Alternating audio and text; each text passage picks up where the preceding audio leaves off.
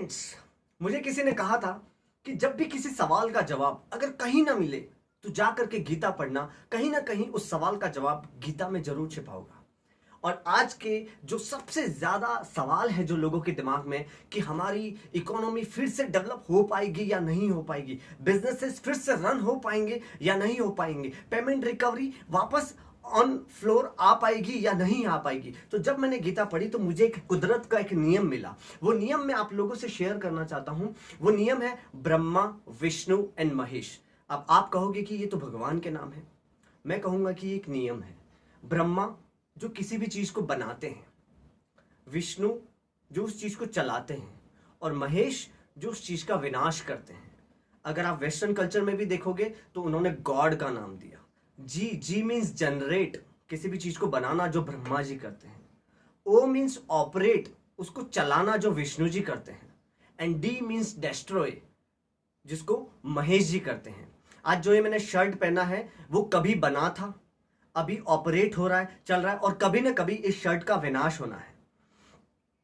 तो लेकिन after destroy what, विनाश के बाद क्या? तो जब मैंने इसमें देखा कि आप सोचो कि कभी आपने ब्रह्मा जी के बच्चों के बारे में सुना? नहीं, शायद नहीं। विष्णु जी के संतानों के बारे में कभी सुना? शायद नहीं। लेकिन महेश की संतान के बारे में हम सब जानते हैं, कार्तिकेय एंड गणेश। गणेश जी जो शुभ शुरुआत के प्रतीक है, एक होप के प्रतीक है। शुभ शुरुआत जो होती है वो गणेश जी से होती है। तो जब विनाश आ जाता है उसके बाद शुरुआत होती है। इतिहास गवाह है, जब फर्स्ट वर्ल्ड वॉर हुआ था तो जर्मनी पूरी तरीके से बर्बाद हो चुका था। लेकिन जब सेकेंड वर्ल्ड वॉर हो रहा था तो जर्मनी सबसे ज्यादा पावरफुल कंट्री थी, लीडेड बाय हिटलर। जब सेकेंड वर्ल्ड वॉर हुआ तो जापान पूरी तरीके से बर्बाद हो चुका था। लेकिन आज आप देखेंगे तो सबसे ज्यादा टेक्नोलॉजी, सबसे ज्यादा इन्वेंशन और सबसे ज्यादा डेवलप अगर किसी कंट्री ने किया है तो वो जापान है। आप इंडिया में देखेंगे तो आपको अगर शायद ध्यान हो कि गुजरात में सूरत नाम का एक शहर है जहां पे, जिसको सबसे ज्यादा अनहाइजीनिक सिटी के नाम से जाना जाता था। एक समय में वहां पे प्लेग बीमारी फैल गई थी, सबसे ज्यादा अनहाइजीनिक सिटी के नाम से जानी जाती थी। लेकिन उसके बाद अगर गुजरात में किसी सिटी ने सबसे ज्यादा डेवलप किया है तो वो सूरत ही है।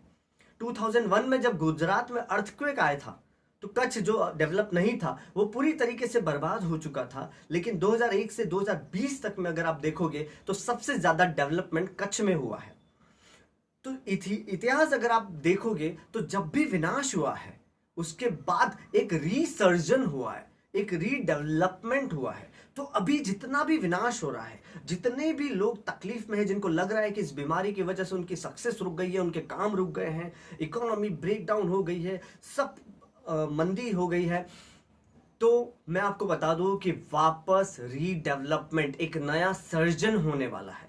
उसके लिए आपको अपने आप को प्रिपेयर करना है, क्योंकि ये जो शांति है ये तूफान से पहले की शांति है। इसके बाद डेवलपमेंट का तूफान आने वाला है। उसके लिए आपको सिर्फ दो चीजों पे फोकस करना है। एक है पॉजिटिविटी, मतलब आपको पॉजिटिविटी पे ही फोकस करना है, आपको अपॉर्चुनिटी पे फोकस करना है। अगर आपका ध्यान, जब आप कुछ चीज खरीदने का सोचते हैं, अगर आपने सोचा कि आपको ऑडी कार खरीदनी है तो आपको हर जगह बाहर ऑडी कार दिखेगी, क्योंकि आपका फोकस उस कार के ऊपर है।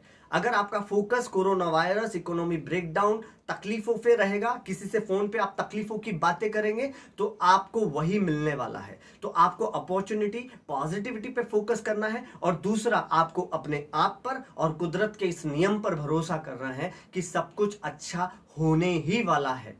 इसलिए गीता में लिखा है कि जो हुआ है वो अच्छा हो रहा है और जो होगा वो भी बहुत अच्छा होगा।